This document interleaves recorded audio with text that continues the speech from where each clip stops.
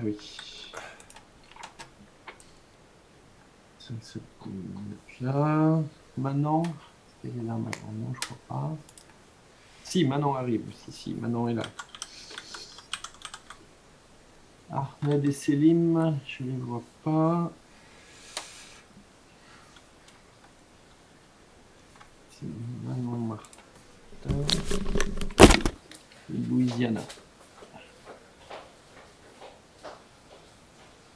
Bon, c'est l'heure, donc on va commencer.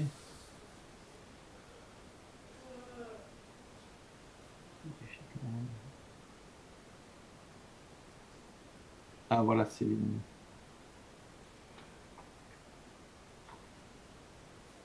Céline et Ahmed. OK.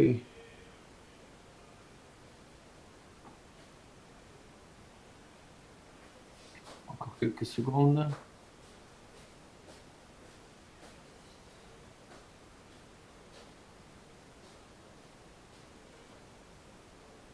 Bonjour Céline. OK, Justine, c'est noté.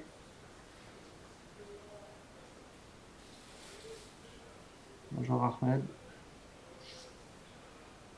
Alors, ce que je vais faire, c'est que je vais enregistrer le cours, d'accord? Je le mettrai sur Amétis et puis je l'effacerai dans quelques temps, le temps que tout le monde puisse, enfin, les camarades qui ne pourront pas venir puissent retrouver, enfin, voilà, pouvoir assister au cours.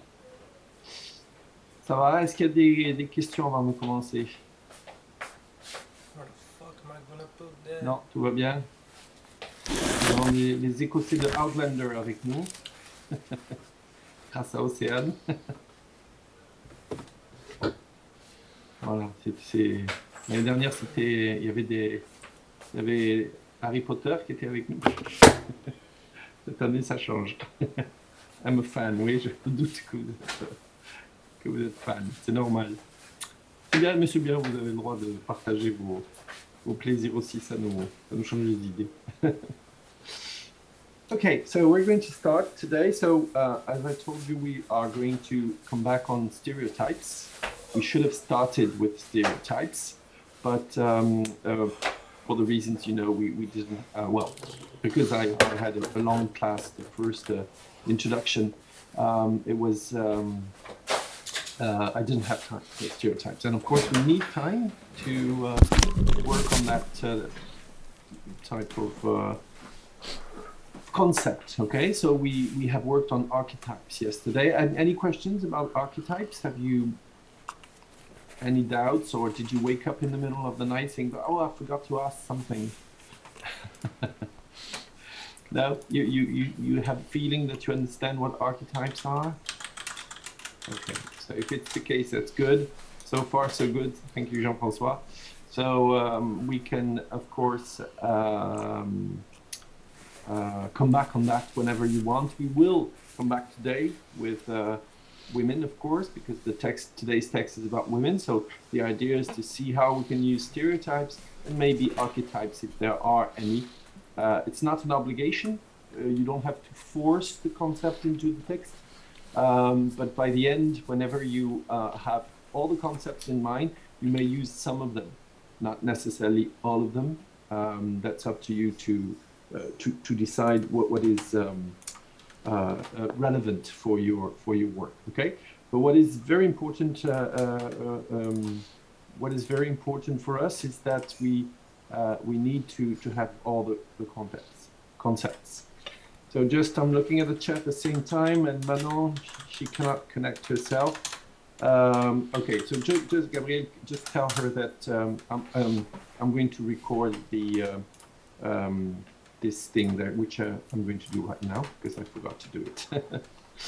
Right, there we go. That works. So this first, then maybe we can have a talk. So it's a seminar. So remember, I need your feedback. It's not a lecture. So don't forget to put your micro on whenever you want to talk. Maybe you don't need to raise the hand. You just open your micro and talk. So my very first and simple question is, what is a stereotype? What did you understand from the documents that you had to read and listen to for today? before my start today also. So who would like to start?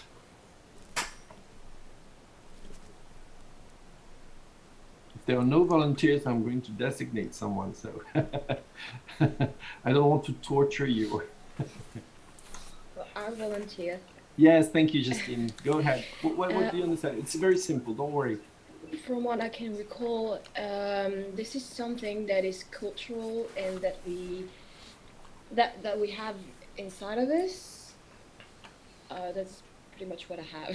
Okay, that's very good. I don't really remember the text you gave to read, and yeah, that's all I have. Okay, right, but it's a very good beginning. So thank you, Justine, for starting this debate. So it's something cultural, one thing cultural. So it means that depending on your culture, you may not have the same stereotypes as other groups, and therefore, what could we say about stereotypes and groups then? Well, I'll speak if I can. Yes, Ahmed? So, from my general knowledge, it's basically just preconceived ideas on a group of people or Yes. a society or anything, basically, that isn't necessarily true. Exactly. So it's not necessarily true. It's a preconceived idea on someone else, one person or a group. Okay, and so therefore it comes from your culture and probably your group. That is what I'm driving. My question is about what would be the link for you between the stereotype and your group, your own group, the group where the stereotype originates from. Is it like having a group having the same judgment, agreeing about a judgment? Exactly. About certain group of people, like putting them in the same basket? Yes, exactly. That's it. And therefore, you're close to the answer to my question, because you have gone a step forward, which is how does the stereotype work within the group, and what is the function of the stereotype? There's one key word I'd like you to mention, which of course is in the title of our class, so, in our seminar. So obviously you may find it very easily, but then I want to link it to what we are doing here. Well, it says a lot about our own identity. Identity. So we can validate our identities by placing other people outside of what we believe is normal. Exactly, very good. Yes, exactly. That's the key word, of course, for our seminar. This is the notion of identity. What is Victorian identity? That's what we are looking for. This is what we are trying to discover. And of course, beyond that, because I explained to you at the beginning of this, yes, Ahmed, you got it right in the chat. The idea is that we need elements to have what we call also a synonym for identity is the sense of belonging.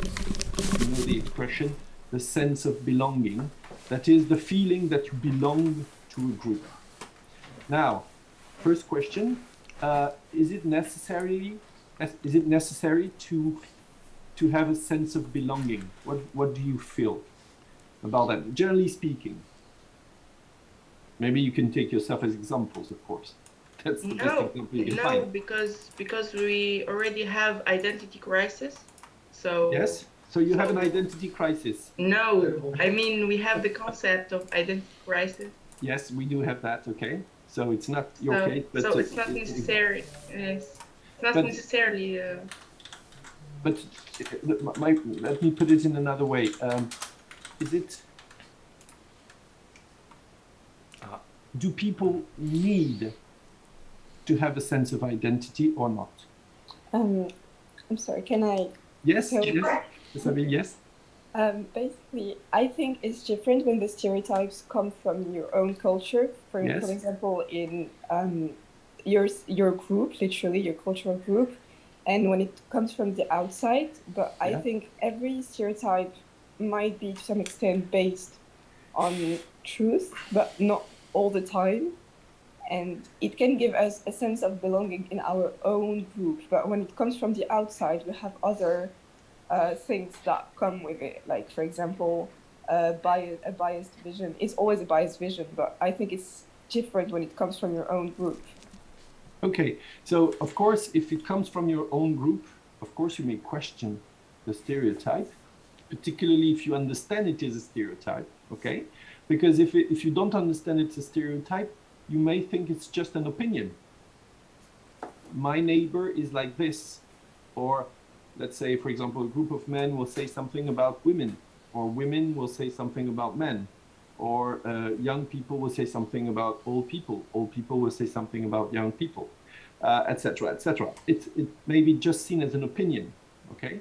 Some people go as far as saying it's a judgment, but this is another issue, of course, the notion of point of view and judgment. This is something else. But you're absolutely right. There is something to, you have to question the opinion expressed, because if it fills into the notion of stereotype, then you may consider that there is a problem with that.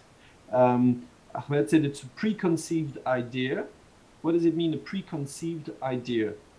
When you have an opinion on someone and it's preconceived, which means it exists before you meet the person, okay?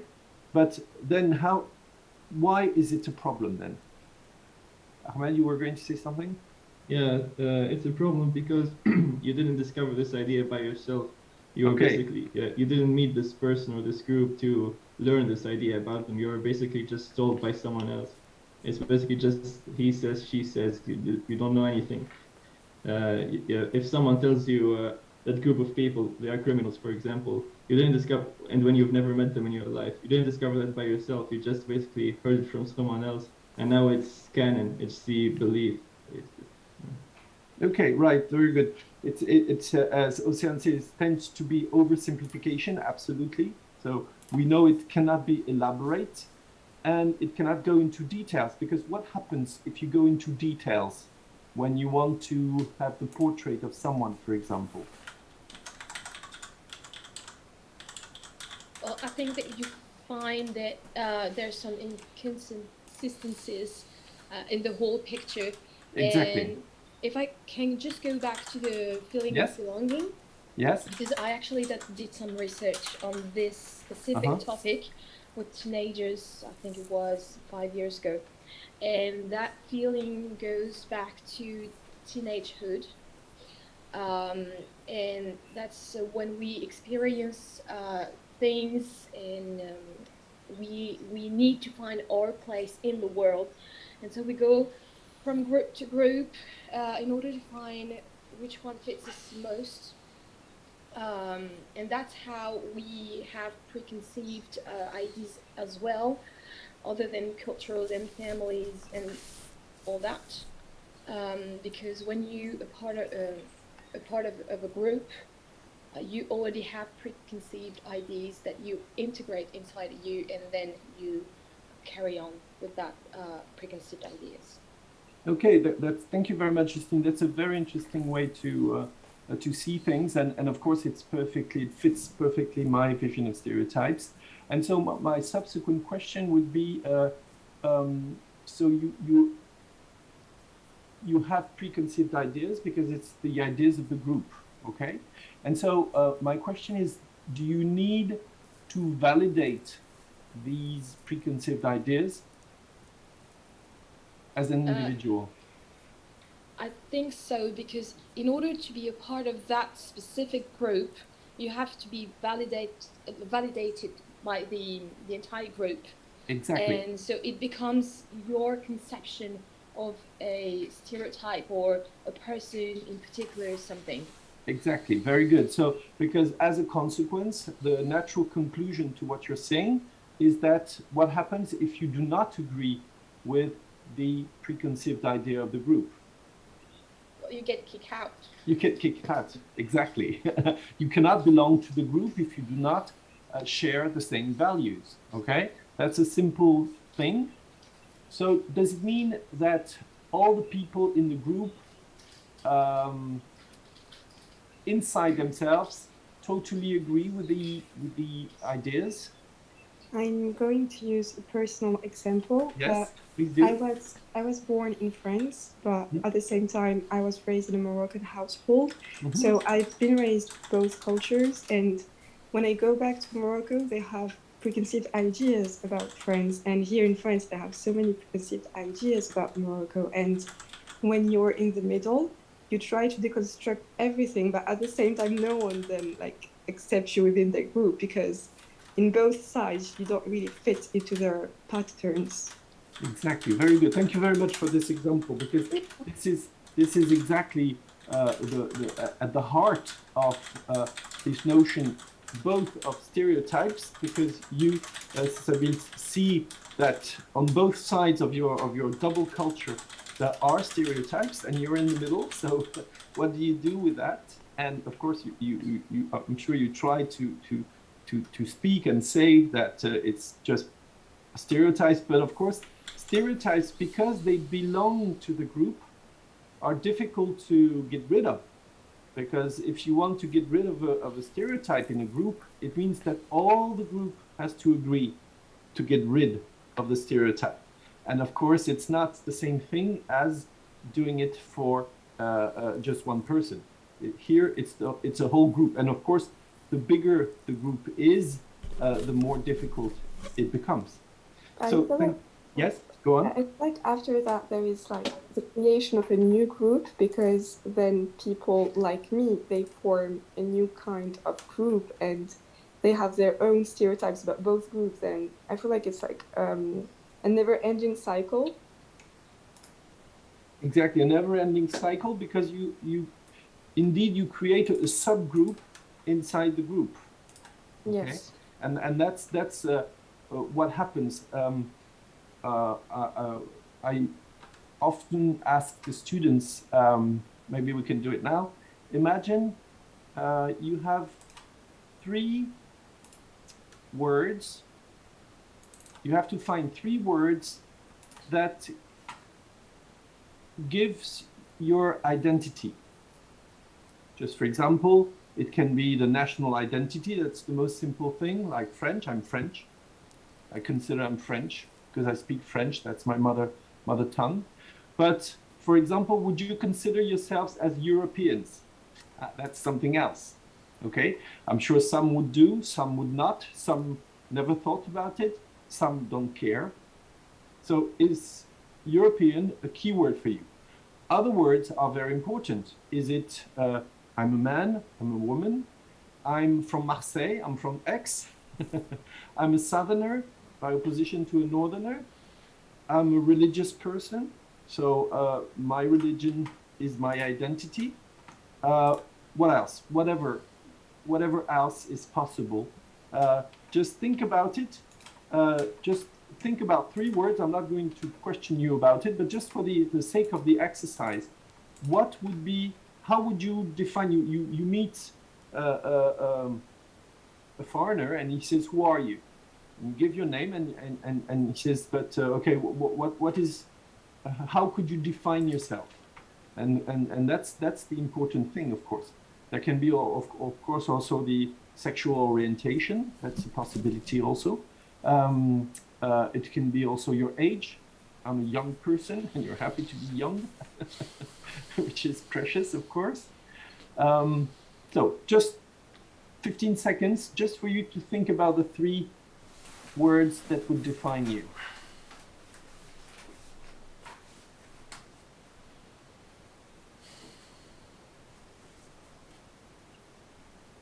Those who wish, you can put it in the chat. We already have some elements in the chat.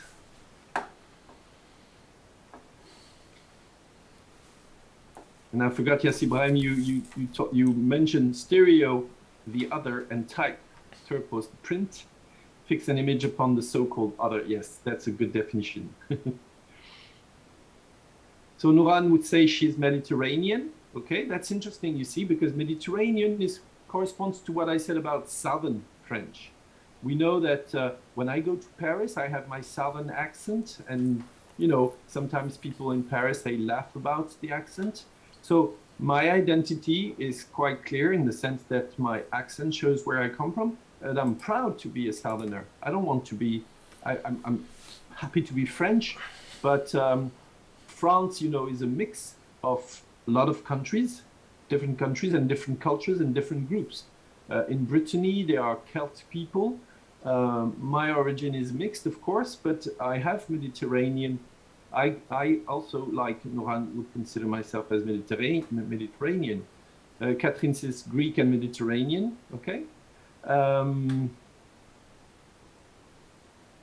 Student, yes, student, of course, that's another thing, of course, that's what you do, your job, your trade, your activity is also part of the of your identity. Of course, it's for a time being, because then you will not be students anymore, so you will change this identity, but for the time being, you are student, and Claudia said foreign student, anxious. That's part of your identity, to be anxious.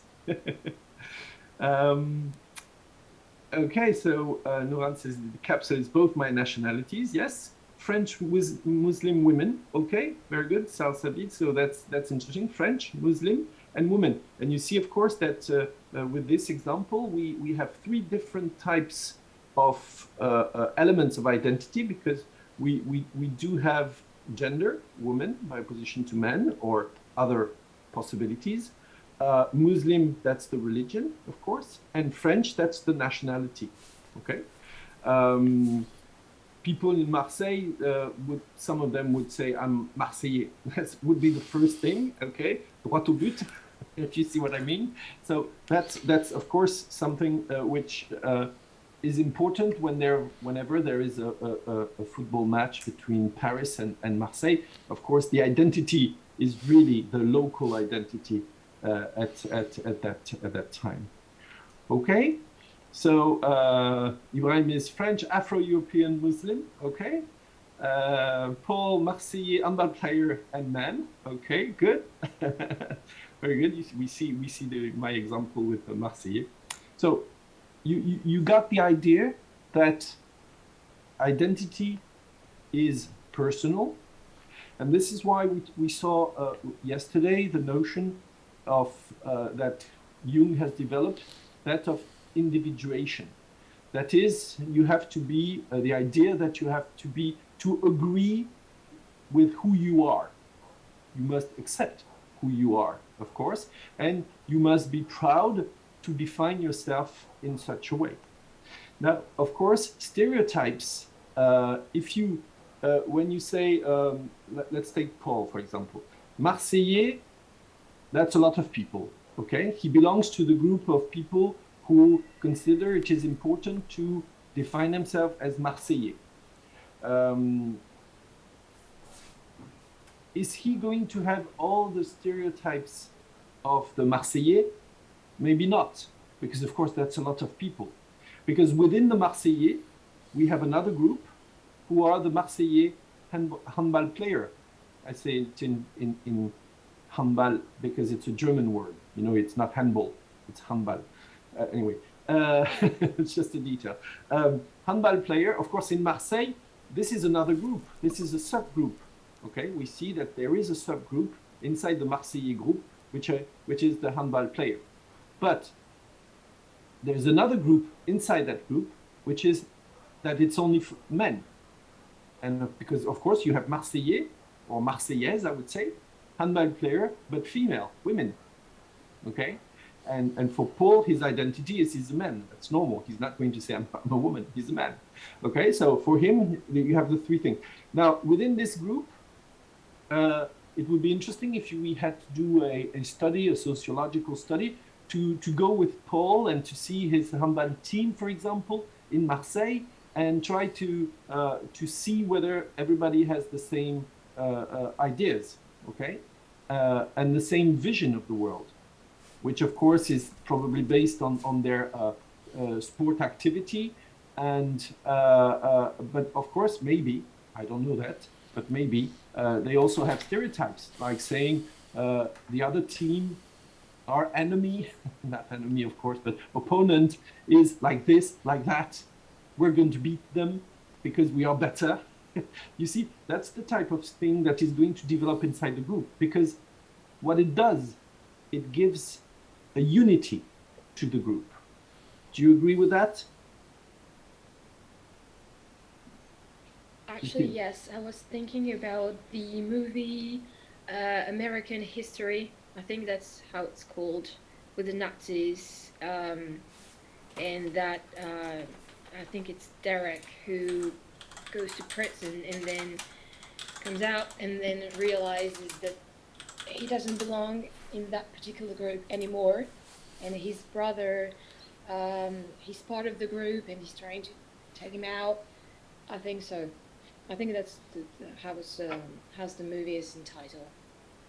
Yes, I think you, Claudia and Jean-François seem to confirm American History X, a wonderful movie according to it. I haven't seen it, so I've got to see it. Okay, good. So this is a very interesting thing to start with. The idea that the stereotypes comes from a group or a subgroup of the subgroup of the subgroup. And this is why I gave you three words to define yourself, but I could have said 10. It could have been possible, maybe more difficult, but maybe possible. Okay, so the question now is why do those groups have developed stereotypes? So Ahmed explained clearly that it is a preconceived idea. You come into the group and the group tells you what is his vision of the world. And of course, because we tend to go into oversimplification, because we tend to generalize, we erase the little details, and we sort of unify another group or a person. And so we could say, I don't know if it exists, but we stereotypify the other. Okay, there are two reasons for that. First, as we saw, because it unites the group. We all agree, roughly speaking. We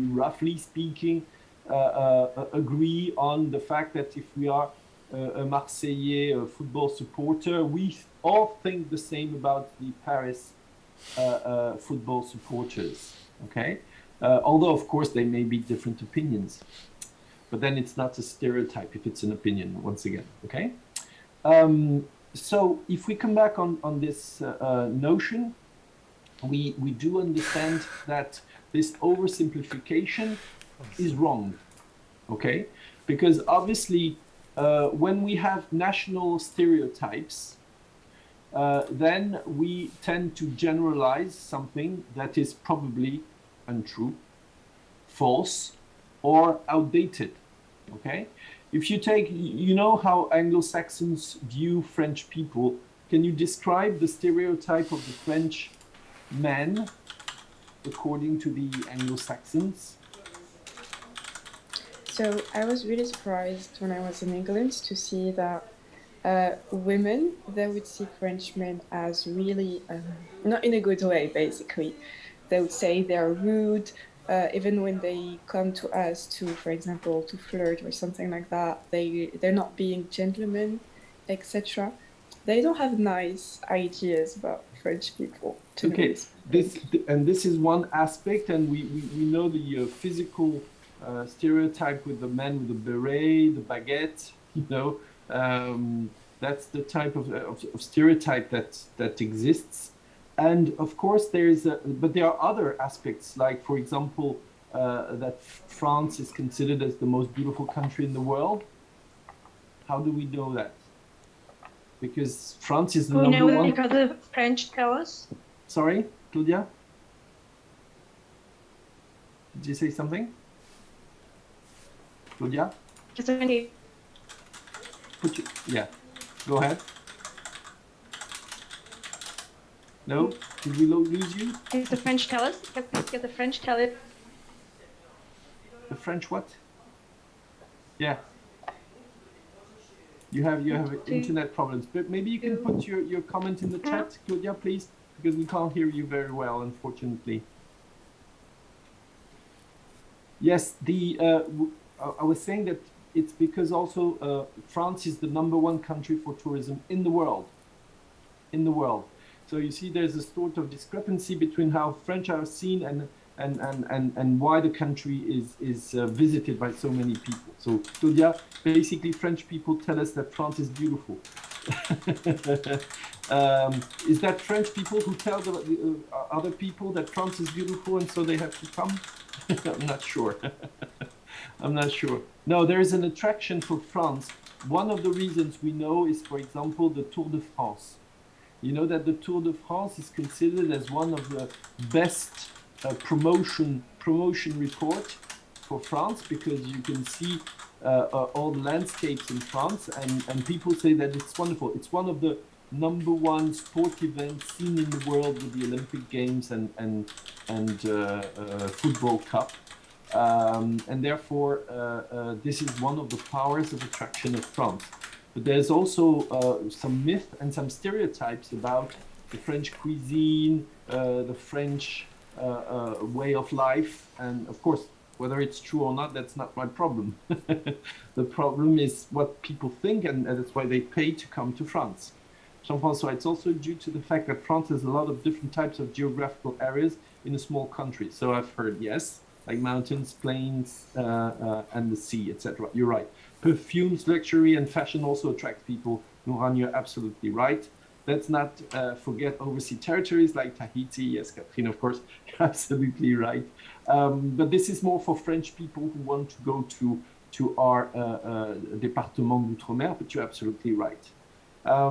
So to come back on stereotypes, we also have stereotypes that are generated on no facts, and there is a purpose behind that. So I'm going to give you an example with a French expression. So I forgot Paul.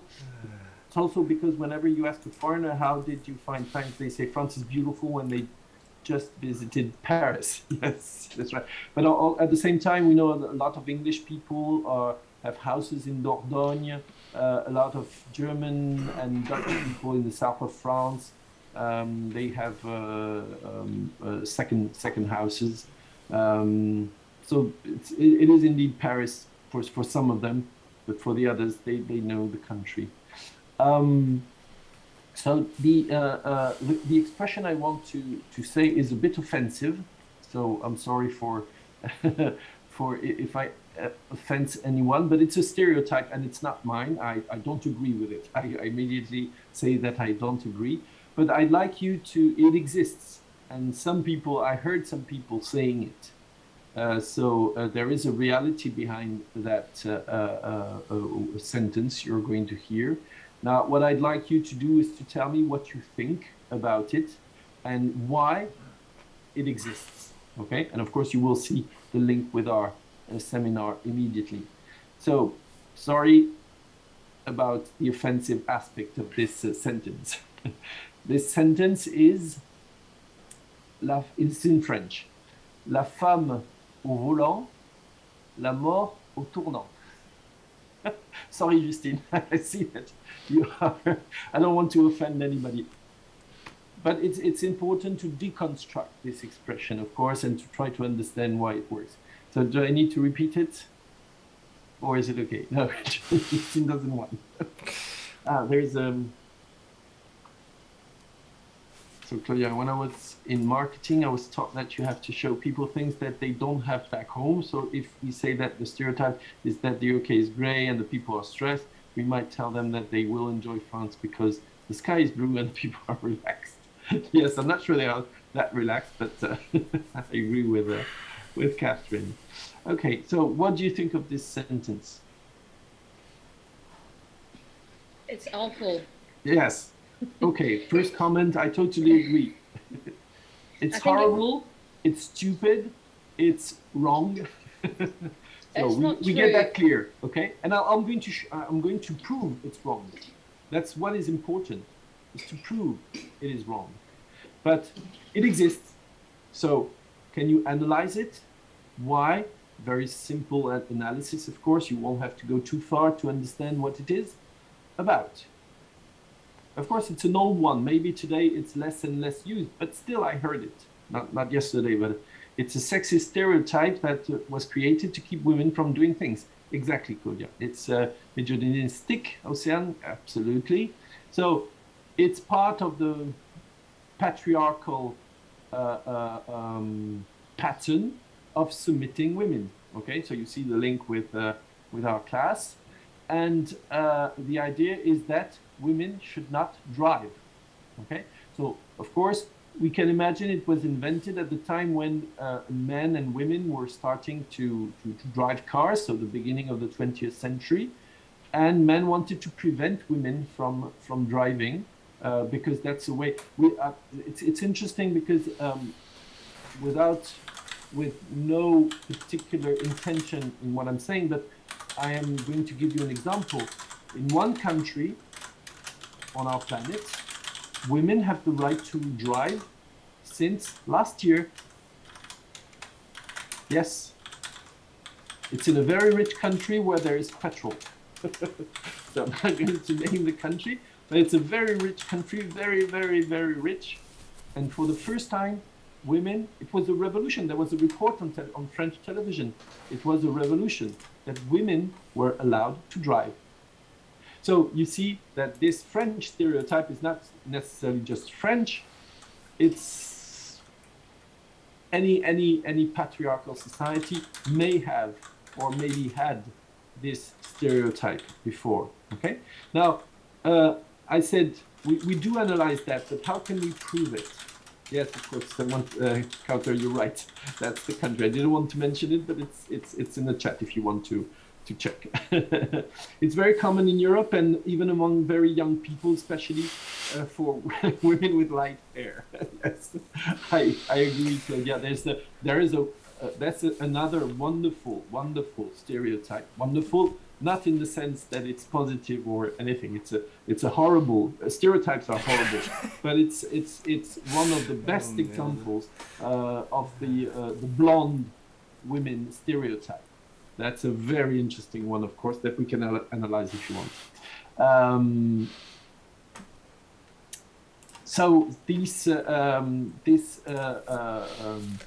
stereotype of the woman who cannot drive or not good enough is absolutely wrong, and the proof is that ambulance drivers are very often women. So you see, it contradicts the stereotype. Why are women more hired as ambulance drivers than men? Anybody has the answer? Yes, Justin. See you later. You told us last time, I think. I remember. I did. Oh, sorry. When you said that women, they would be more. How do you say that? They would be more precise than men, and they would focus on the road because exactly they must concentrate more. They can concentrate more on the road than men. So absolutely okay. So so therefore their driving is better. So we see that the stereotype can be absolutely wrong. There's no scientific basis to say that a woman driver is going to kill people more than men. And therefore, the stereotype is not necessarily based on something true or something that exists. Okay, it may just be a lie. Okay, and today we don't call it a lie. How do we call it today? We call it fake news. You see what I mean?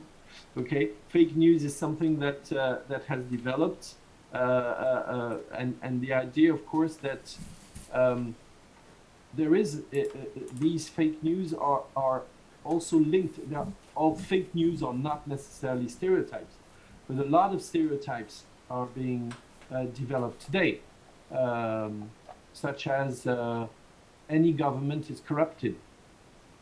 Okay, that's a stereotype. It's fake news. I hope I hope it's fake news. I hope that all governments are corrupted. But this is exactly what we have with the social networks, where people try to influence people by telling stereotypes. That's one of the key issues. So I missed a few things. Driving is a form of independence. It gives us freedom of movement. So it's not very surprising that patriarchal societies would develop such stereotypes. Absolutely, Manon. I absolutely agree with you. What else? A good example to destroy that stereotype could also be the former rally driver, the world champion Michel Mouton. Yes, exactly.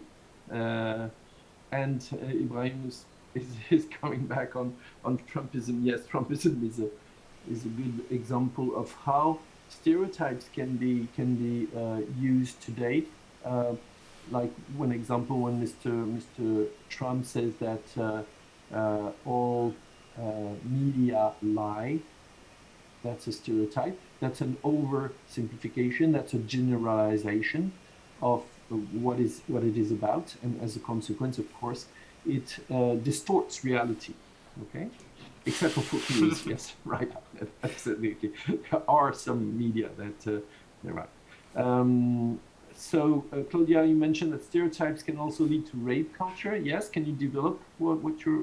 Oh, that's right. You don't have. But can you write a few things, Claudia, on what you mean by that? My name is Slavic, and many people tend to give comments on the fact that it's Slavic. That's right. So because it's not a French name. Is that what you mean? Oh, you were called a prostitute at the age of 14 because of your name. Wow, that's a stereotype. Yes, because it's common. Ah, okay. All right. Yes, so we see that culturally we are never neutral. This is why you know that there have been some instances when scientists were able to work with wolf children. Do you know what a wolf child is? Maybe you can guess. Can you repeat your question, please? Yes, my question is, do you know what a wolf child is? It's l'enfant sauvage experience. Yes, Justine, that's it. L'enfant sauvage. Children who grew up outside the society. Exactly. No, exactly. That's what it's called. The wolf child is the syndrome of Mowgli. You know Mowgli, the character from the Jungle Books by Rudyard Kipling. It was turned into a cartoon by Walt Disney, and Mowgli was raised when he was a baby by wolves in the Indian jungle. It's the same story as Tarzan, for example, who was raised in the African jungle by monkeys. Okay, and but these enfants sauvages did exist. There were a few instances. Some of them are known, and of course they have been studied because they had never any contact with human culture. So it was a good way to discover whether they what they had developed in terms of identity. And that's there's a film by Truffaut called L'Enfant Sauvage. It's a very interesting film, and you can see yes, that's the one, Justine, I'm talking about. There was a film in the 70s on, if anyone wants to watch it. Yes, this is L'Enfant Sauvage de Truffaut, the famous French filmmaker. And so it's interesting to see that we are part of a culture, and of course this culture is so close to our identity that we may have difficulties getting rid of stereotypes. Do we always know if we have the stereotypes we have? Are you aware when you use stereotypes? Or do you sometimes realize that you are using stereotypes? Aha! Examen de conscience. I think yes? We do it sometimes without thinking about it, but sometimes we are conditioned to it. For example, the way we study history in some countries, etc. And then we develop so many stereotypes because we haven't been in touch with the culture. Exactly, and what you're saying about your own experiences with When you have a double culture, this is more obvious even than for those who just have one culture. Because if you have one culture, you consider it's the norm, it's the normality, and therefore you don't question that unless something is wrong in that culture, unless, of course, you disagree with what the dominant mood is. But if you have a double culture, then you can see that there are clashes within your own culture. I remember, do you know the French actress Isabelle Adjani? You heard about Isabelle Adjani? Maybe, well, she's still alive. She's still, but we see her less in films. But she is from, she has a German mother, and I think an Algerian father. And she said that in my house, I heard my father call my mother sale boche, and my mother called my father a sale Arab when they were fighting as a couple. And she said she explained that that gave her another sense of belonging, because she could see two cultures with her own parents who were confronting each other. And so obviously we do have elements that give us another vision of things when we are confronted to a double culture because of our parents. It's more difficult for someone who has two parents from the same culture, from the same background, same village, or same town, or whatever, with the same religion, etc. Because normally birds of a feather flock together. You know the expression, qui se ressemble s'assemble. So you very often have people from the same background, and therefore they perpetuate their own cultural vision of the world. What do we have in the chat? If you want to react, of course, you may. So Claudia, stereotypes are also linked to education and how we've been raised. Yes, I went to school in Austria, and the stereotypes that I know are different from French stereotypes. Exactly. So that's a good example when you were not brought up in the culture that you are in today. Then you can see the difference. Sometimes, says Paul, it's the first thing that comes to mind, but then you discard it because you know it's not true. Okay, that's very interesting what you're saying, Paul. Do you always know it's not true? So is it always obvious or easy? No, it's not. Sorry, I'm asking Paul, and then I can let you. Oh, sorry. It's okay. We can't hear you, Paul. No. No. Yeah. Okay. Can hear you. I don't think I came to. I encounter stereotypes that I would think was partially true. I think I always gave the benefit of the doubt. So yeah, for me, I think I always discarded them. Okay, that's good. That means you have a good reflex, which is to question your own point of view. But it's really the first automatic thing that comes to mind. It's really disturbing that my first thought would be that stereotype or that stereotype, and I have to have the process of no, that's not true, and I have to interact with this person and know who they are really. Exactly. Really. Now let's come back to another situation. Imagine you are you're walking in the street, and there are not many people in the street, and someone is coming towards you, just walking past you. What are you going to do? You see that person, she's about 20 meters from you. What are you going to do? First, I look at them. I see how they are dressed. Like Okay. if they have the hood on them, maybe Okay. I'll be a little scared. Okay. If I can see the person, maybe their face, if they have maybe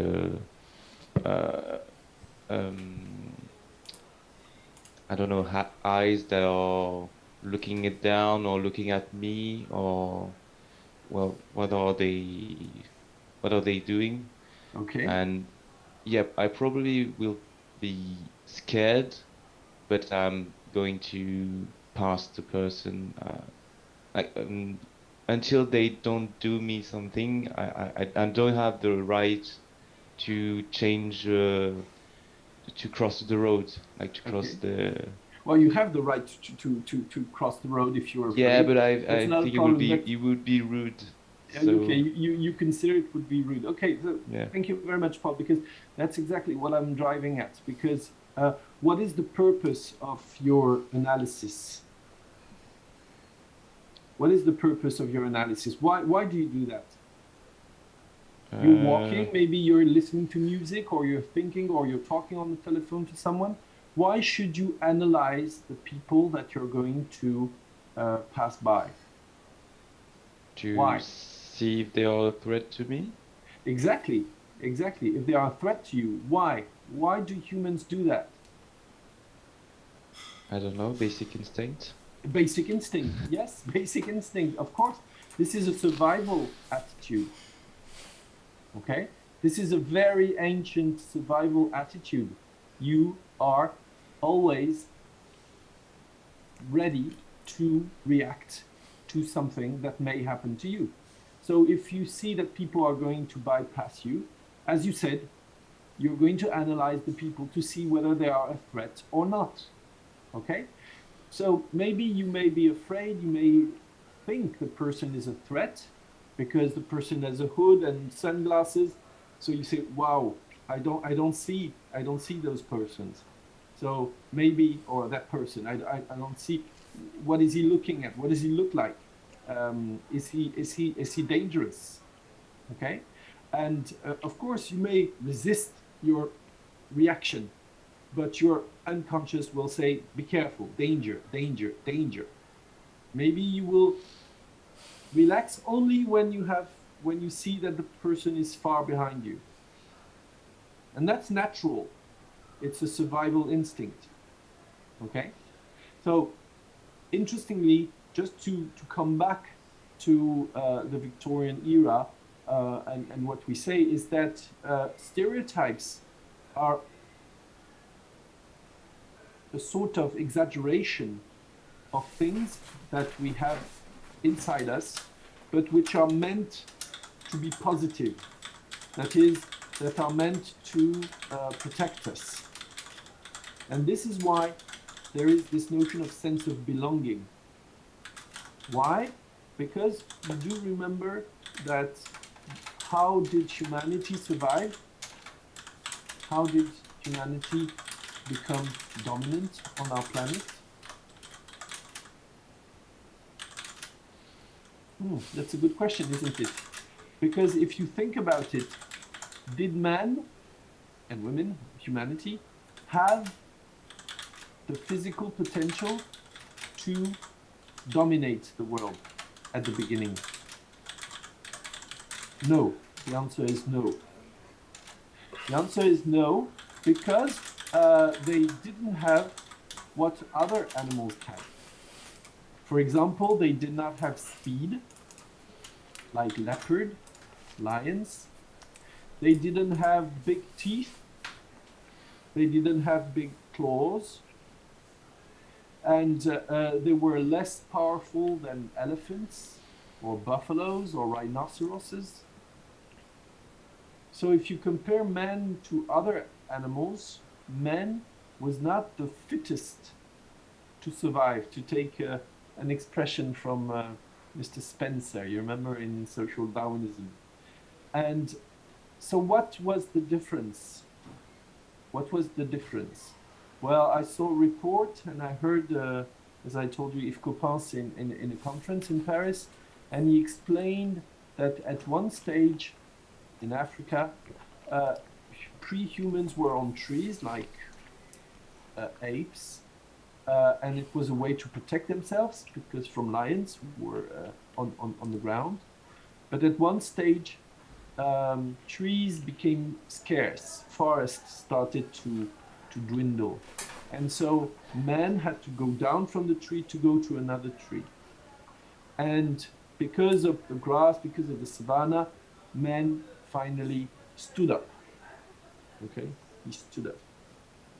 And by standing up, there was a change in morphology. And one of the changes in the morphology led to a bigger skull capacity because of this erection movement. And this has been studied on monkeys and humans.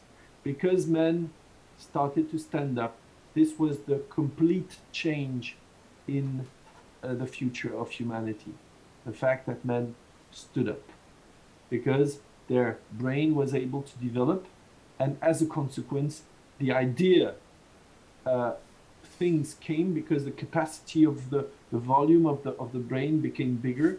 They were therefore able to make tools and weapons, and little by little they started to dominate, to domesticate and to dominate our planet. Of course, now we know it's going too far. We are still continuing to dominate our planet, but we are destroying it. That's the point. But it started really not with the Industrial Revolution. It started when pre-humans just stood up. Okay? So this little analysis is important because then you do understand the function of stereotypes. First, to unite a group around ideas. And sorry, and I forgot to say that one of the also the idea that developed within humans is that if they were united, they could defend themselves against dangerous animals. So the motto that you know in French, l'union fait la force. Do you know it in English? L'union fait la force. United we stand. Divided we fall. Divided, Jean-François. Comment on fait? Divided we fall. We fall, that's it. Thank you, Brian. Thank you, Jean-François. Yes. So if you don't know it, please write it down. Divided we stand. Dans l'inverse. United we stand, divided we fall. Okay? So this is a very ancient thing because it's from the beginning of humanity. And so stereotypes, once again, are a way to link people together. So unity of the group, and this is why if you do not agree with the group, then you are excluded from the group. Of course, this explains why, for example, many German during the Second World War were not necessarily pro-Nazis, but they wanted to belong to the group, and therefore they did not deny the ideology, the Nazi ideology. They would have been excluded from the group, and maybe, of course, they would themselves have been killed by the Nazis or put into prison, which they didn't want. So this is the principle of forced unity, I would say. You do not voluntarily agree with ideas, but you pretend you adopt them in order to be part of the group, well, particularly if it's the dominant group. The second aspect, of course, is to put an etiquette on others. Why do you want to put an etiquette on others? If we remember the story that Paul told us, which is a very interesting story about the person you're going to meet.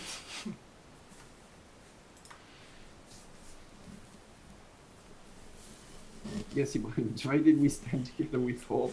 Could be both of them bring it up to the agree.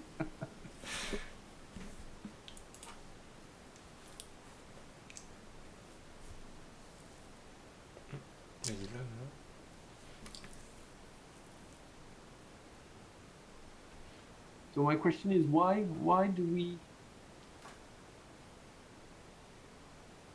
need to put an etiquette on the other? Hence the stereotype. Is it okay if I...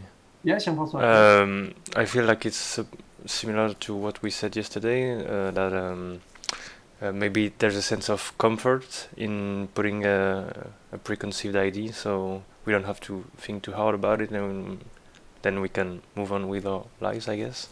Exactly. But at the same time, so it gives also a possibility to identify people. Why is it important to identify? What did we say with Paul a few minutes ago? They are the animal, not us, says Ahmed. Yes. Feeling superior, that's right, Justine. It's a very human thing to categorize people, first for survival, secondly, to consider whether they can be trusted or not. Exactly. If they are threats or not. Exactly, Jean-François, exactly, Sophia. Yes, you're absolutely right.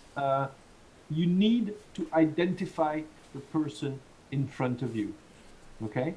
You need to find the signs that characterizes the person. And of course, if you have preconceived idea, it's a sort of way to make sure that you already know things, okay? And so for a very long time, it was difficult for French people to have a positive opinion of German people, and for German people to have a positive opinion of French people, because there was a war, and there was a lot of hatred, a lot of words that were said. And this is why it explains that some people have worked on that. For example, when President Mitterrand was with Helmut Kohl in Germany, and they held their hands. It was a bit surprising for us to see two men holding their hands, but at the same time, it was a wonderful gesture to show that there is reconciliation between German people and French people. But today, of course, there are stereotypes, for example, in France, regarding certain communities, because there have been extremists in that community, and therefore French people will typify and stereotypify the people of that community. Like, of course, you understand I'm talking about Muslim people.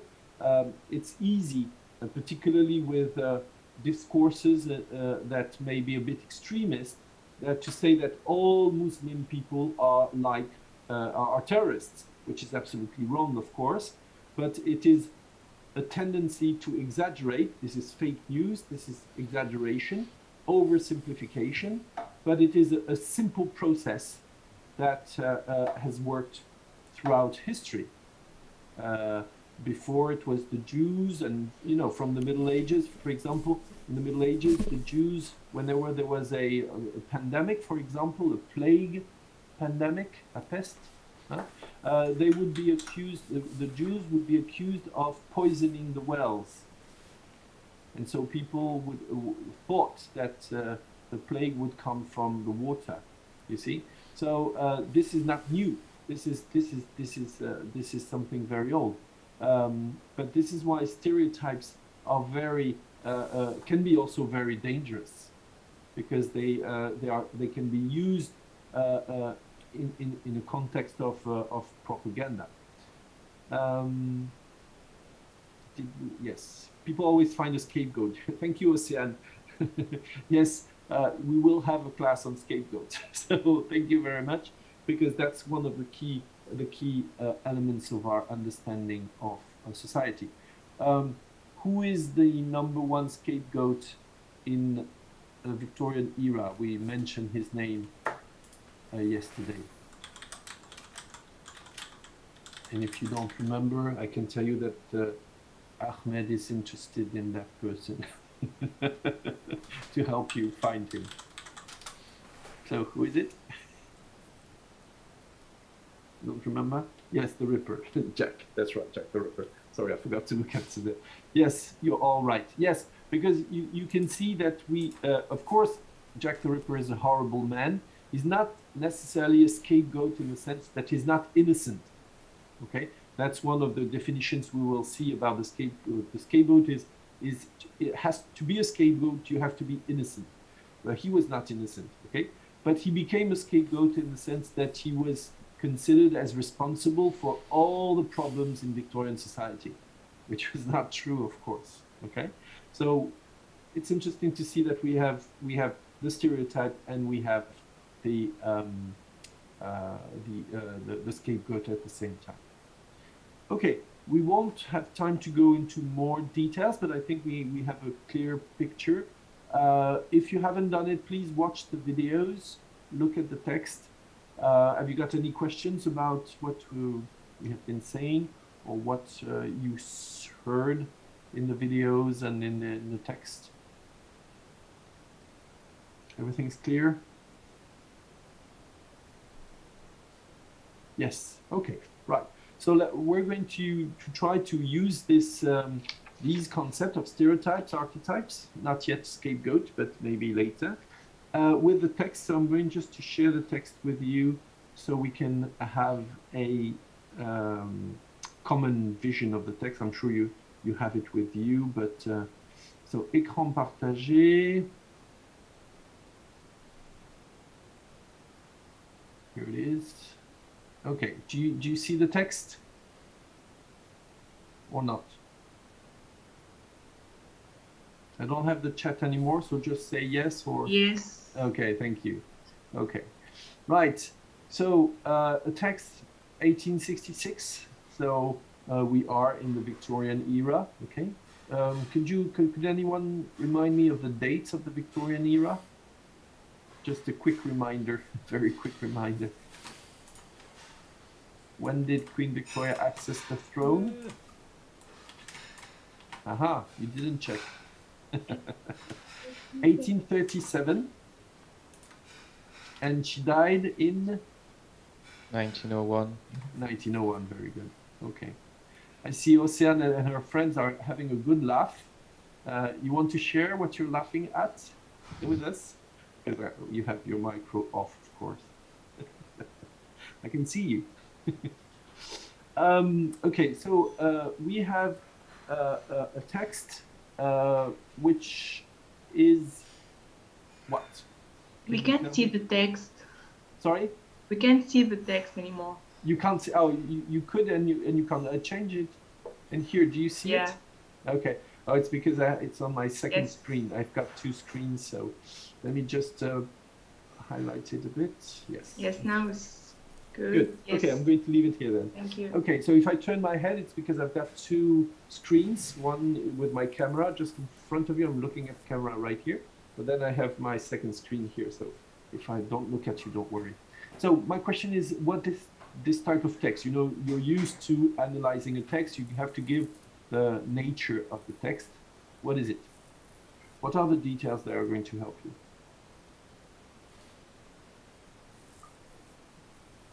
This is your turn to work.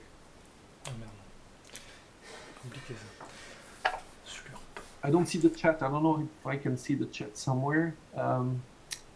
Discussion, let me see. Okay, here it is. I'm going to put it here. Okay. So anybody?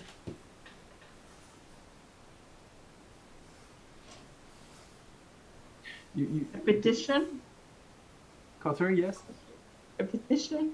A petition, yes, of course. How do you know it's a petition? It's the first sentence. Okay. The following petition was, yeah, obviously. Okay, it's very simple, but it's a petition, and it's a is it a petition itself, or is it about a petition? What do you find in a petition normally? Names.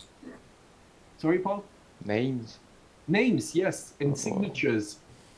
Okay, you have a text, one sentence, and then you have the signatures, okay? And here, I don't think it is directly a petition, but it is about a petition because it says the following petition was presented to Parliament on June 7th, 1866. So there is a text here indeed, it is a petition, but what is interesting also is what you have at the beginning. what happens to that petition, in fact? It is something else, if you prefer. I will reformulate. It's objections to a petition. That's what the text is about. But look at the text. Text 1 that objection to the enfranchisement of women considered by Mrs. Bodichon, 2 Warrington Crescent, London, price 1 penny. Is there any element here that might be interesting for you?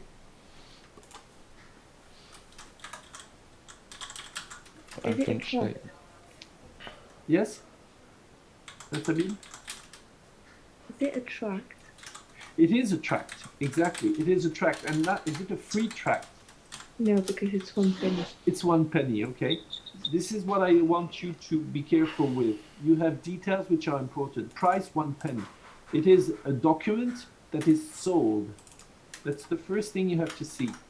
And this sold 1 penny, so it's a very cheap price. But at the same time, it's not something that is given free, okay?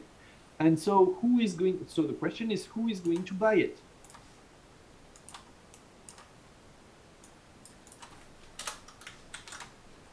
I have good questions.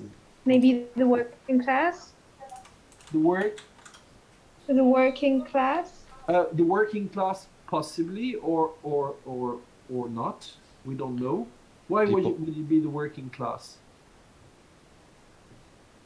Because it's cheap? Because it's cheap, yes. Okay, maybe. That's maybe one of the reasons. It's a hypothesis, but we can also imagine it is even for rich people. Sometimes they don't want to pay, they like to keep their money. So maybe 1 penny could be sold to a rich person. It's for people that would be interested enough in the content to pay for reading it. Okay, I agree, Paul. That's very good. I agree. It is meant for people who might be interested. Now, who might be interested in such a document, a tract? Look at the date. If you remember, we talked about it yesterday. We talked about a date which is close to this one. And this one is before the date I mentioned. If you have your notes. When the lower middle class got the right to vote, I think. Sorry, can you repeat? Yeah, when the lower middle class got the right to vote. Yes, the lower middle class got the right to vote in 67. 1867. In 1867, sorry. Okay. 1867 is the second Reform Act. So, okay, we mentioned the first one, 1832. Upper middle class gets the right to vote. 1867, lower middle class got the right to vote. And then 1884, the working class got the right to vote. So we're a few months, at least 1 year maximum, but a few months before the voting of this law. So if you have that in mind, what is the purpose of this tract and this petition?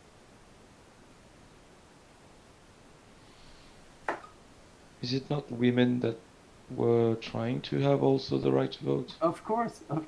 It is a fight from the suffragettes, or at least because they didn't really exist at the time as such, as suffrage, but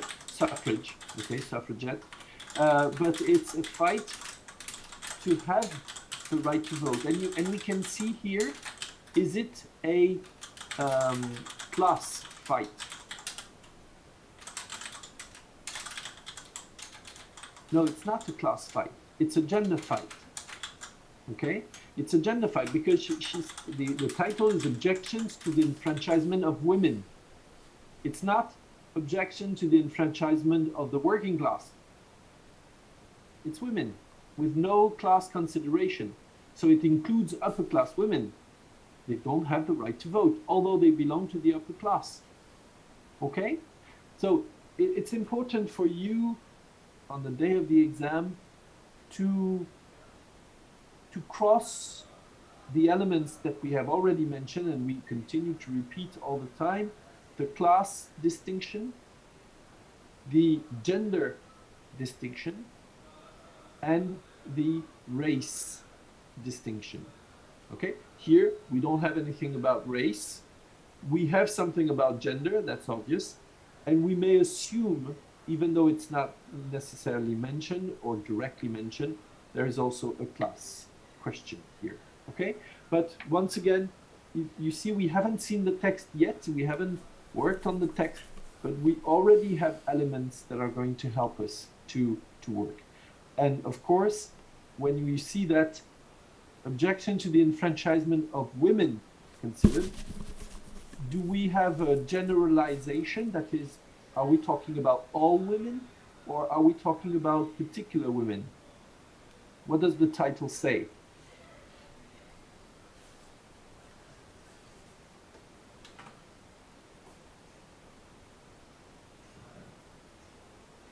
Am I clear enough? Women who wants to be enfranchised. Yes, it's women. So my question is, are we dealing with all women or particular women? Just look at the title. Is it mentioned? Objection to the enfranchisement of working class women considered. Is that the title we have? No, it's all women. No, it's all women. Okay.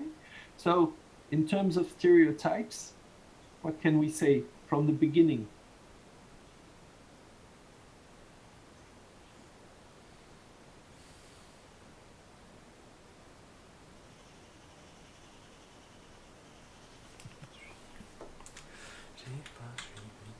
It's not a subgroup. It's all women, so it's a gender stereotype again. Okay, it's a gender stereotype because there's no. We know that the objections are against all women. Okay, so all women without any distinction. So that's once again ideas that are applied to anybody who is in the category of woman.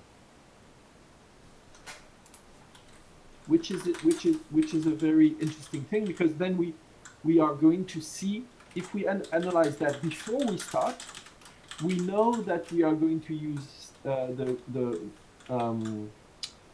grid of the stereotype, because of course people are going to say we cannot give the right to vote to women because they are, and of course it means generalization. Okay? Yes? Okay. I agree with myself. I hope you agree with me. Yes. Good, thank you. So it's a petition that was presented to Parliament on June 7th, 1866. So just a few months before the act was voted. And of course it's in Parliament because that's where the act is going to be voted. So obviously we do understand that this is the democratic way of putting some pressure on members of Parliament. Now, maybe what we can do is, because it's our first text, we see that we have about 51 lines, okay? And we're going to try to at least for today, that's probably all we can do, but we are going to analyze paragraph by paragraph and see if there are any stereotypes that we can decipher in this passage, okay? So perhaps let's look at line 1 to 7, okay? The following petition was presented. The humble petition then assigns Sleuth that it is having expressed laid down by high authority until are not able to exercise this privilege. I'd like you to tell me if you can pick up a few words, sentences in this passage that might be interesting for our analysis.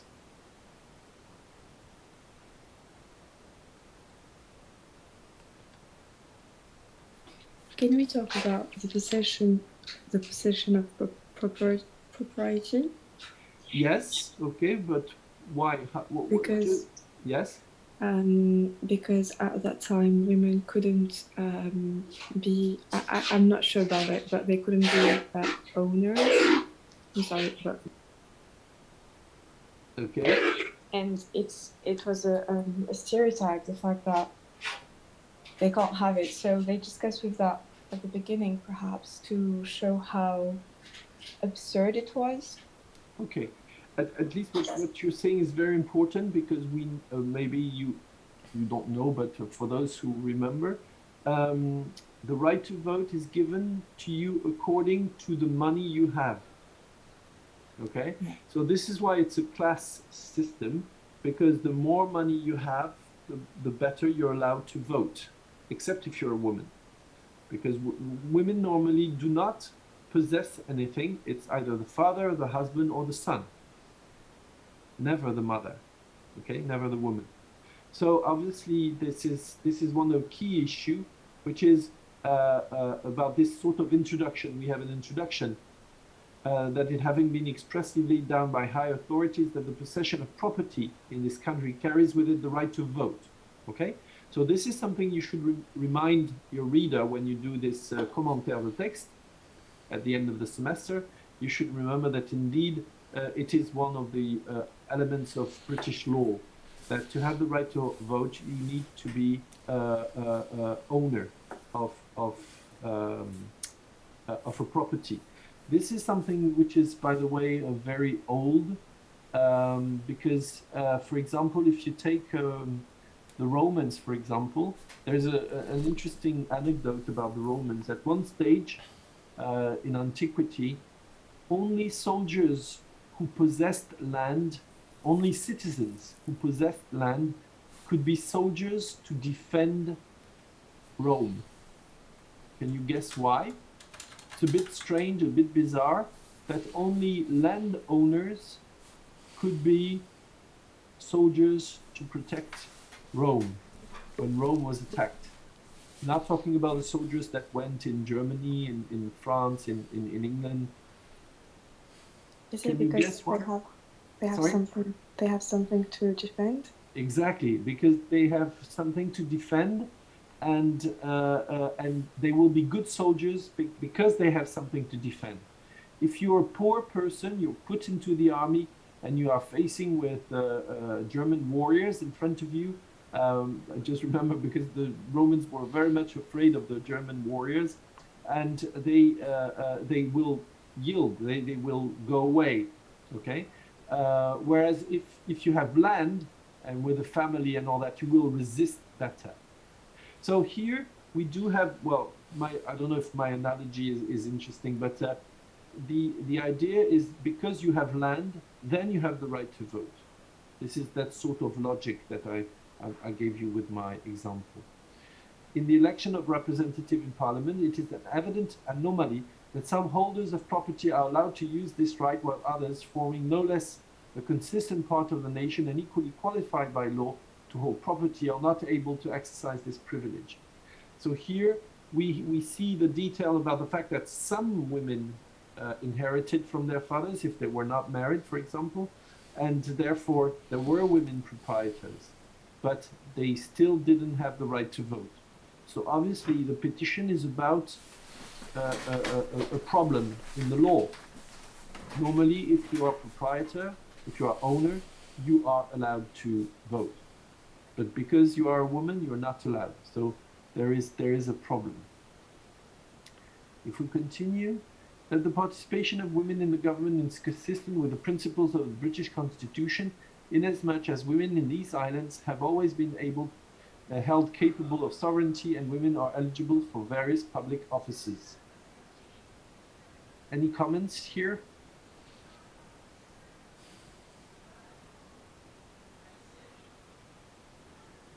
What does it mean when women are capable of sovereignty?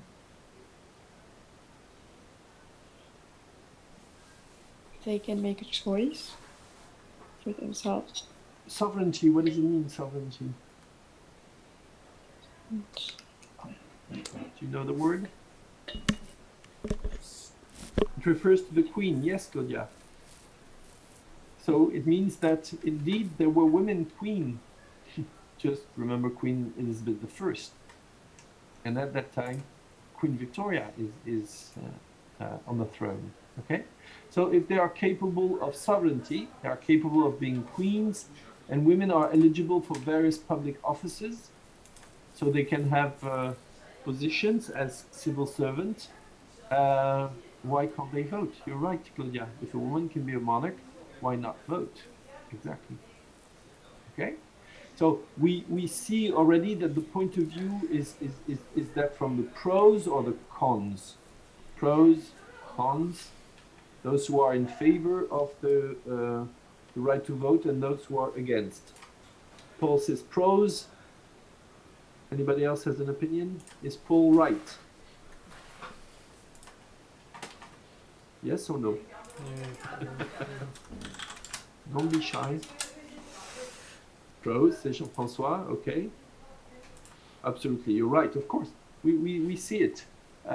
When you question the law by saying it's not normal, because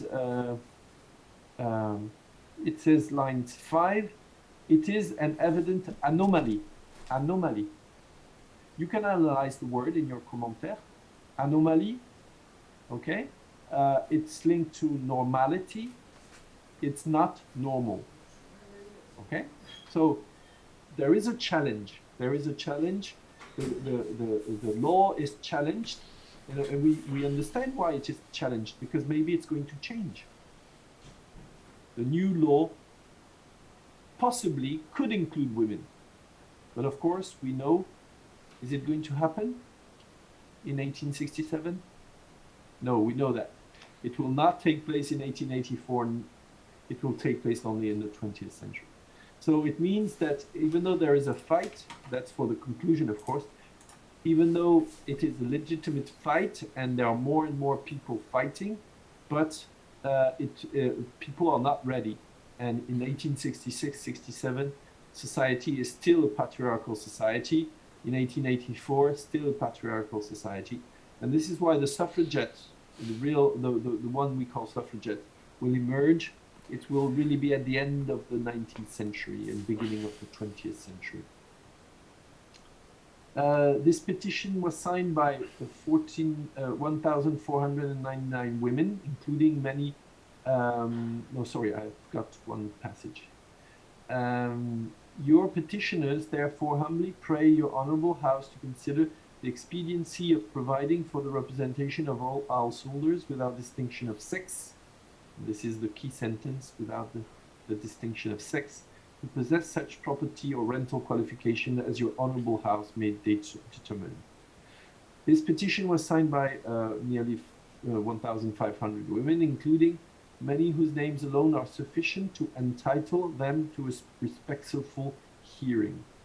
It has given rise to discussion in many households, and articles have appeared in newspaper and magazines, some containing arguments for the prayer of the petition and some against it. As I think the onus of proof lies with those who say women ought not to vote, I will proceed to consider the arguments I have met on that side of the question. So what can we say about this passage? What would you pick up to use for your commentary? What would you comment?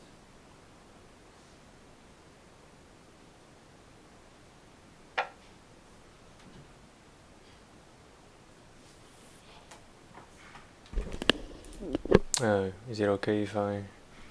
Yes, yes. I would pick the number of women that have signed, but also the fact that they mention. Sorry, let me get the line. Well, just after when they say including many whose names alone are sufficient to entitle them to a respectful hearing, so that implies that there are women that are already wealthy and capable of that could be able to influence large quantities of people. So okay, they should be listened to. Okay, very good. So I like the word you use, influence, because this is a petition is meant to influence in a positive way. Okay, it's not manipulate. You see the difference between influence and manipulate. And here, what is also interesting, I think you're absolutely right. We have a certain number of women. It's not many, of course, compared to today, where I don't know, we're after, there are many more women, of course, who could, but of course we have to put it to be in the context of the time. Many women are not educated women, and therefore it's difficult for them to sign or to have an opinion and all that.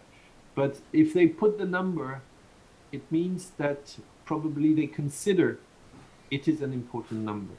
Okay, if not, you may assume that because the number is given, it is an important number. And she doesn't cheat. She doesn't say 1,500. She gives the exact number. Including many whose names alone are sufficient to entitle them to a respectful hearing.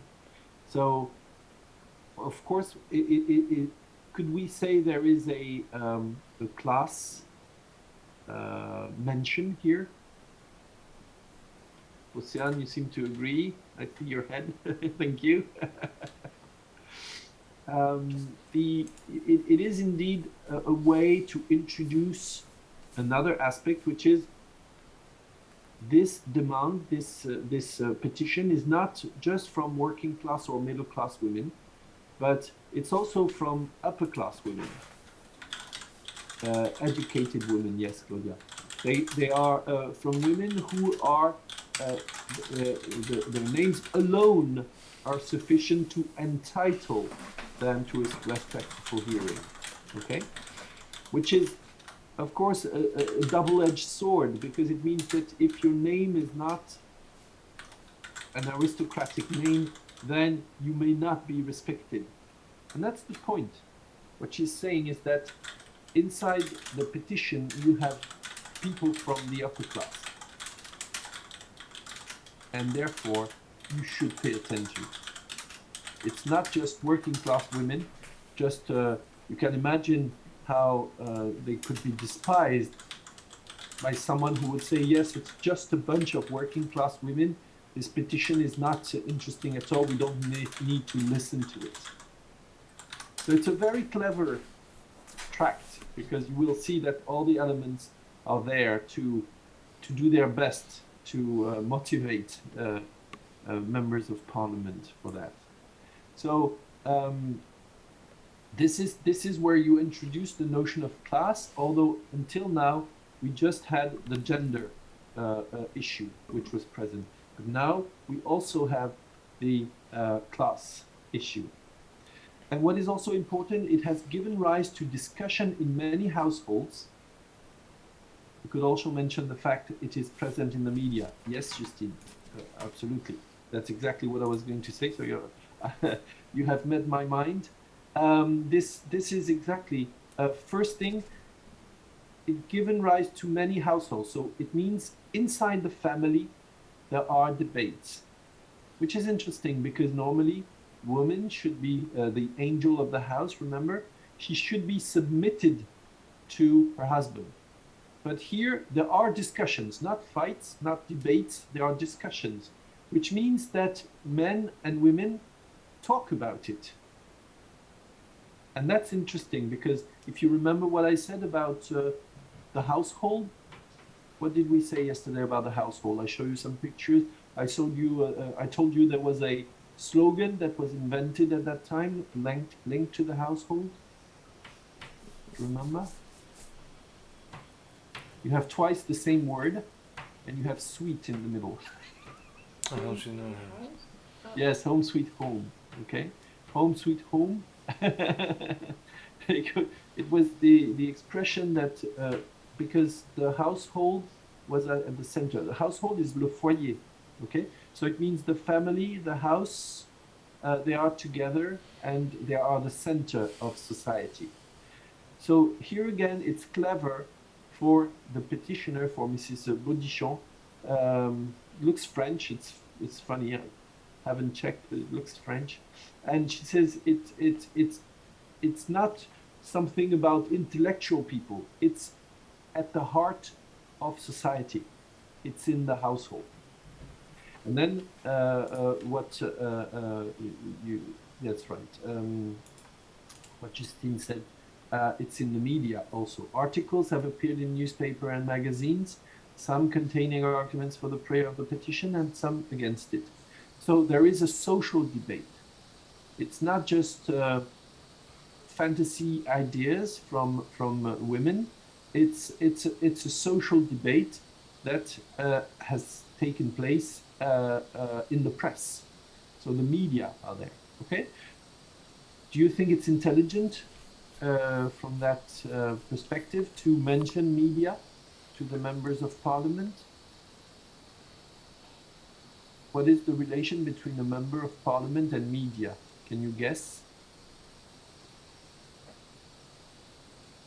Can we say that the public sphere invades the private one? Is it a matter of right to vote? Yes, Katrina, I agree with you. Yes, the public sphere and the private sphere are mixed, exactly, and therefore, if it's in the media, is it different that for the members of parliament than if it was not in the media? It probably goes back to influence. Yes, media parliament. Yes, Justine. Yes, absolutely. The members of parliament are sensitive to the press. Any politician is sensitive to the press. You agree with that? You just look at the French elections, you see what I mean. And so if the press is mentioned, if the petition says there is a debate in society, well, it means be careful, members of parliament. You will be observed by journalists, and they may write something on you. So be careful. It's not a threat, but it's an incitation, you see, to be careful to the decisions taken in parliament. Of course, we will see that they will not vote, so it will not. The argument will not be enough, but it's a good argument. Okay. So the person is stating that there are people who are for and some who are against. And so the person, I will proceed to consider the arguments I have met with that side of the question. So now we are going to have to develop and to work on the arguments. Among these, the first and commonest is women do not want votes. Okay, that's a first statement that is given by those who say women should not have the right to vote because they don't want it. And so if you look at the passage here, you have the comment here, and then the rest is a paragraph. So we understand that she's going to develop the idea. Certainly, that is a capital reason why women should not have votes thrust upon them, and no one proposes compulsory registration, obligation to register. There are many men who do not care to use their votes, and there is no law compelling them either to register themselves or to vote. Okay? So the idea is you cannot compel women, you must not oblige women to register in order to vote. Okay? But the argument is that you have men who are not interested in voting, not everybody is going to vote, and as a consequence, we cannot also oblige them to vote. So the argument is wrong. You understand? Yes? No? Okay, thank you. The statement, however, that women do not wish to vote is a mere assertion and may be met by a counter-assertion. Some women do want votes with the petition signed and now in course of signature go very far to prove. Indeed, the proof of the pudding is in the eating, as they say in England. That is, the petition is a proof that women want to vote, or else they would not have taken care to sign this petition. Some women manifestly do, others let it but admit it do not. It is impossible to say positively which side has the majority unless we could poll all of the women in question, okay, to make a poll, to make a sort of referendum, and to see how many women would like to have the right to vote. And she is honest in saying, we don't know. I don't know if the majority of women would like to vote or not. But still, you have some people who have signed the petition, and that's a proof that at least some of them want the right to vote. Or in other words, without resorting to the very measure which is under discussion, make registration possible, and we shall see how many care to avail themselves to the privilege. What do you think of this argument?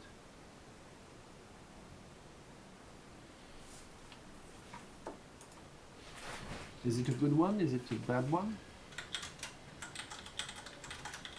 Is it efficient?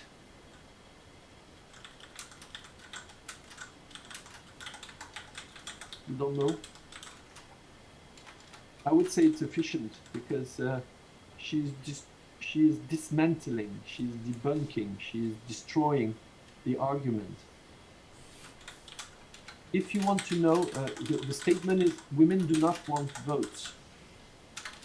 Well, give them the right to vote and you will see if women want the right to vote. That's simple, okay? And the petition is a proof that women want to vote. So the assertion is wrong. It's a lie. Women do not want votes. It could be changed into some women do not want the right to vote, but others do. Yes, Jean-François. I used the word debunking. You wanted to use it, so we have the same vocabulary. That's good. Debunking is good for that. Okay? So make registration possible. This is an injunction. This is a impératif. Hein? Rendez l'inscription sur les listes électorales possibles et vous verrez que on verra quelles sont les femmes qui veulent voter ou pas. Est-ce qu'il y a une majorité ou pas?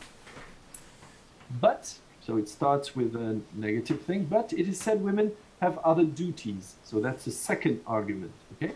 They have other duties than going to vote. The function of women is different to that of men, and their function is not politics. It is very true that women have other duties, many and various, but so have men. No citizen lives for his citizen duties only. He is a professional man, a tradesman, a family man, a club man, 1,000 things as well as a voter. Of course, these occupations sometimes interfere with a man's duties as a citizen, and when he cannot vote, he cannot. So with women, when they cannot vote, they cannot. What would you say about this passage?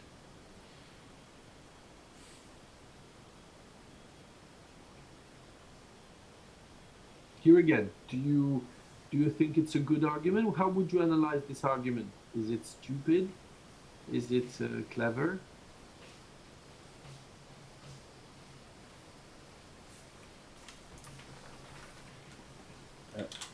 Once again, is it debunking? Yes, it's debunking the argument which women has other duties, because I totally agree with that argument. Why? Women have other duties. What are the women's duties? Can we remember from yesterday? Private sphere, that's right, Luciane, private sphere. That is taking care of the household duties. That's what I meant. Taking care of the household duties of the children, education of the children. Claudia, yes, absolutely. So there were also the working class. Sorry? There were also the working class ladies that were unmarried. Okay, and so they have to work, of course. So women have other duties, it's not mentioned, but we either house duties or working class duties. But the argument is interesting. Men, it's the same for men. They have other duties, they work. They are tradesmen, they go to the club. So here again we have a few, she cleverly includes the different classes. A tradesman, a family man, a professional man. So that's working class people. So working class people can be working class, of course, that's the name, but also middle class people. Even a boss goes to work, okay? The boss, a tycoon, he goes to work. So upper middle class man goes to work. A tradesman, of course, that would be a middle class person. A family man, okay? And a club man. So who's the club man? Can you guess who's the club man? Which class is the club's man? Upper class, yes, Ahmed. Upper class, very good. So you see, if you analyze carefully what she's writing, you understand that she includes everybody. All men are in the same position, and all women should be in the same position. Everybody has a duty in Victorian society. And that's what she says, and she's right. The argument that women are ignorant of politics. Now, interestingly, we have inverted commas here. Why don't we have inverted commas with women have other duties, or women do not want votes? Why do we have inverted commas here and not before? Probably because it's a stereotype. Okay, and when you put inverted commas, you remember there are two possibilities. Either you quote someone, so it's the own words of someone, yes, quoting someone, Ahmed. And the second one is when you do not agree. When you do not agree with a statement, you use inverted commas. It means it's not my words. Okay? So you have two options for inverted commas. Quotation, someone quoting someone, and stating that you do not agree. So it doesn't mean she agrees with the rest, of course, but it's interesting to see that here we have inverted commas. Maybe my interpretation would be that there is the word ignorant, which echoes the idea that we saw yesterday in my PowerPoint, that women are not intelligent. Okay, so here, of course, it's not ignorant in the sense that they are stupid. It's they don't know anything about politics. Okay. The argument that women are ignorant of politics would have great force if it could be shown that the mass of existing voters are thoroughly well informed on political subjects, or even much better informed than the person to whom it is proposed to give votes. So, what is the argument here?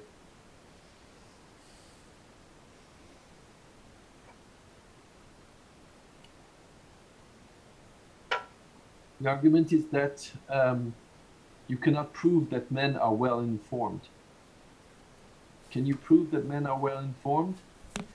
So if you say that women are ignorant, just prove that men are not ignorant, and then we can debate. That's a simple argument. Granted that women are ignorant of politics, so are many male 10-pound holders. So the 10-pound holders is what you get if you have you're a 10-pound holder. It means you have sufficient money to be a voter. Okay, and in 1867, the question was to lower down the 10-pound holder to a 7-pound holder, so it would include many more people. But it stayed in 10 pound, and then it's in 1884 that it went down to 7. Their ideas are not always clear on political questions and would probably even more confused if they had no votes. No mass of human beings will or can undertake the task of forming opinions on matters over which they have no control and on which they have no practical desire to make. It would by most persons be considered a waste of time. So here the argument once again is that not many people are interested in political campaign, and therefore they do not make any efforts to understand what is at stake, which means that they have the right to vote, but they are ignorant of politics. And so she says, you cannot use that argument for women, because this argument can come back on men exactly the same. Many men are not interested in information about politics. When women have votes, they will read with closer attention and heretofore the daily histories of our times, and will converse with each other and with their fathers and brothers about social and political questions.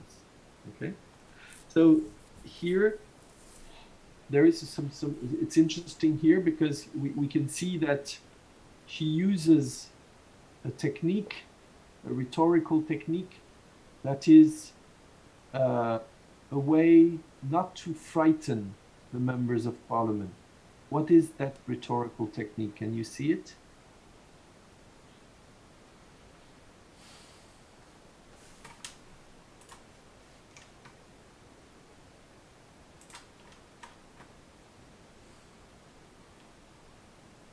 Je sais pas si c'est Zoom ou si c'est vous qui n'êtes pas au point pour les commentaires, mais...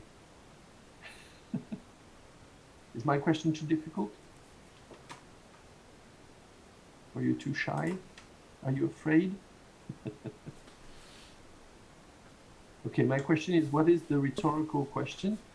Well, the rhetorical device that she uses, she says, whenever they have the right to vote, women will be more and more interested in politics, of course. If you don't have the right to vote, maybe you're not interested, it's logic. But they will converse with each other, so women will talk amongst themselves, but also, and with their fathers and brothers, with their brothers and fathers. I consider this is a way to show that women are not looking for emancipation. They don't want to destroy masculinity. They're still going to debate with their fathers and brothers, okay? And probably husbands. But, and therefore it shows that she uses that rhetorical device in order to make sure that men will not be frightened by what she's writing. If she says women are going to debate among themselves, it means it's the end of the patriarchal system. Claudia, the idea that women might converse with men was controversial. They weren't allowed in clubs. Exactly, exactly. But in the households, there were debates. You remember? She says in the household, there is a debate about the right to vote. They will become interested in a wider circle of ideas, and where they now think and feel someone vaguely, they will form definite and decided opinion. Among the women who are disqualified for voting by the legal disability of sex, there is a large number of educated class. Once again, we have the word class here, okay? And educated class is the idea that there is education. So, of course, she probably at least mentions middle class and maybe upper middle class, but maybe lower middle class also. We shall know the exact number of women possessing the household and property qualification when the return ordered by Parliament has been made. In the meantime, the following calculation is suggested. In the London Court Guide, which of course includes no houses below the value of £10 a year, the number of householders whose names begin with an A is 1,149. Of these, 205, that is more than 1/6, are women, all of whom are either unmarried or widows. Okay, so we have the end of this text. This passage is not the complete passage, of course, but the idea once again is that men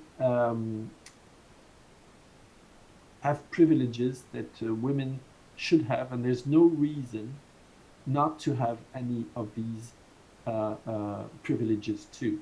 So what I'd like you to tell me is what do you think of in terms of stereotypes in this text? I feel like she is using stereotypes, but in a good way, to reassure them. Like, yes, we're going to talk with our fathers and brothers, we're going still to be the center of the household, but at the same time, we can vote. So using the stereotypes, but to gain something from it. Okay, right. So there is generalization, but in a positive way. That's what you're saying, right? Yes. Okay, good. I agree with that. Right. From that, anybody would like to carry on?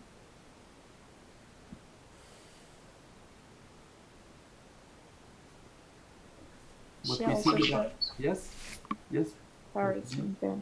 She also shows how absurd some of them are, because she speaks more about being a human being and having the right to vote, and about properties and about law, and trying to say you shouldn't look at the sex, but indeed at what your own law is saying about it. Exactly. Yes, you're right. And what is more, she's also saying that you have to change your mind, and you have to change the way you look at us women.